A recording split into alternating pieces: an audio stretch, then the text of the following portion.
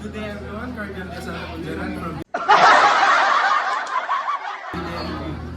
Today I'm gonna explain how refrigeration cycle works. Both Domrock and Comrock work through the same basic refrigeration cycle, which has four main components: the evaporator, absorbs heat inside the space, turning refrigerant into low pressure vapor. The compressor compresses the vapor into high pressure vapor. And the condenser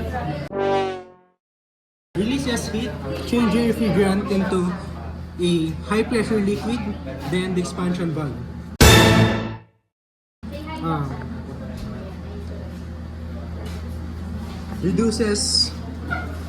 the expansion valve reduces the pressure, turning refrigerant into a low pressure liquid ready for the vapor evaporator again. Good day everyone, I am Lawrence Malyari and today I will explain the four components of a refrigeration cycle system. And the first one is the compressor. The compressor is the high pressure vapor next to the refrigerant in the form of low pressure vapors. Moves into the compressor. The compressor squeezes the vapor, increasing the pressure and temperature. It then leaves as high pressure vapor. And the next one is the condenser.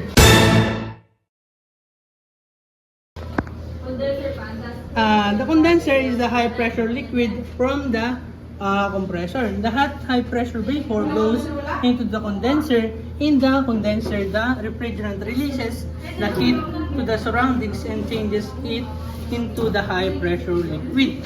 And the next one is the expansion bulb. Expansion bulb is the low pressure liquid, and finally the high pressure liquid passes through the expansion bulb. And this device lowers the pressure and the refrigerant becomes a low pressure liquid.